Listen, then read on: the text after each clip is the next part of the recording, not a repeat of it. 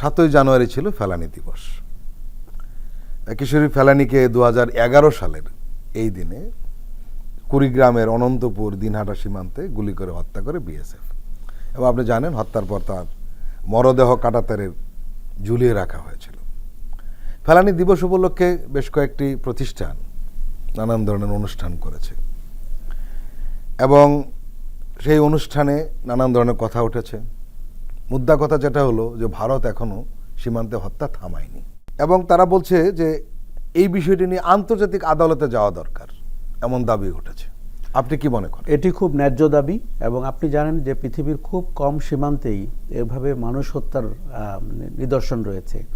আমি গতকালকে একটি আলোকচিত্র প্রদর্শনীতে গিয়েছিলাম, বর্ডার দ্যাট ব্লিডস, এবং পারভেজ নামের একজন ফটোগ্রাফার যিনি 12 বছর ধরে বাংলাদেশের বিভিন্ন সীমান্তে এই যে বর্ডার সিকিউরিটি ফোর্স বিএসএফ তাদের হাতে যে বাংলাদেশের নাগরিকরা হত্যা হয়েছে, প্রায় 600 নাগরিক এখন পর্যন্ত বাংলাদেশের নিহত হয়েছেন তাদের হাতে। এই যে মর্মস্পর্শী জীবনযাপন, ছবি, অত্যাচার, নিপীড়ন, আপনি জানেন কখনো কখনো বর্ডার এলাকায় তাদের লাশ পড়েছিল 2-3 দিন এবং আইনানুগ প্রক্রিয়া শেষ করে দেশের ভেতরে এনে দাফন করতে সময় লেগেছে। এটি একটি অমানবিক বর্ণনা। ফরিদ, আপনি দেখেছেন যে গত সরকারটি ভারতকে বন্ধুরাষ্ট্র বলে অনেক কথা বলতো। কোনো বন্ধুরাষ্ট্রের সীমান্তে কি আপনার এরকম হতে পারে? তার কিন্তু কোনো প্রতিবাদ আমরা তাদেরকে করতে দেখতাম না। আমরা মনে করি যে আন্তর্জাতিক সীমান্ত, কাজে এখানে যদি কোনো হত্যাকাণ্ড হয়ে থাকে, গুলিবর্ষণের ঘটনা হয়, নাগরিক নিহত হয়, আপনার আন্তর্জাতিক আদালতে যাওয়ার সুযোগ রয়েছে। এবং ভারতের ব্যাপারে আপনি যদি এটি না করেন, আপনি বাংলাদেশ রাষ্ট্রের নাগরিকদের যে মর্যাদা তার পক্ষে দাঁড়ালেন না, সার্বভৌমত্বের পক্ষে দাঁড়ালেন না। তার রাজনৈতিক দলের নাম কি আমরা জানি না, কিন্তু আরেকটা জিনিস আপনি দেখবেন যে আমাদের সীমান্তের যে ধরন, সেইখানে কিন্তু খুব সহসাই আপনি বর্ডার পার হতে পারেন। গরুকে ঘাস খাওয়ানোর জন্য যেতে পারেন, ছোটোখাটো পণ্য বিপণনের জন্য যেতে পারেন। আমাদের হিলিতে এমনও রয়েছে যে পাকের ঘরটি রয়েছে ভারতে, বেডরুমটি বাংলাদেশে। এটি একটি মানবিক আচরণের জায়গা।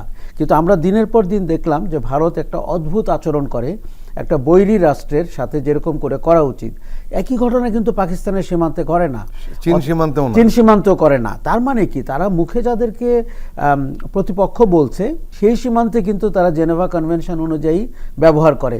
তাহলে বাংলাদেশের সীমান্ত তারা এই অদ্ভুত আচরণটি করে পার পেয়ে যাচ্ছে বলে তারা করছে।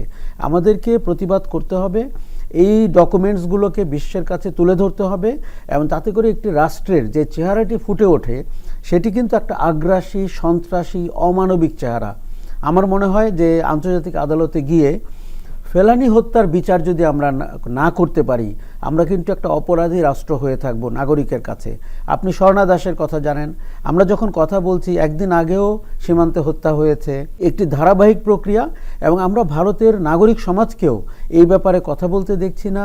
ভারত একটা অদ্ভুত জিনিস দাঁড় করিয়েছে, তাদের ন্যাশনাল ইন্টারেস্ট, সেখানে সব দল এক হয়ে যায়।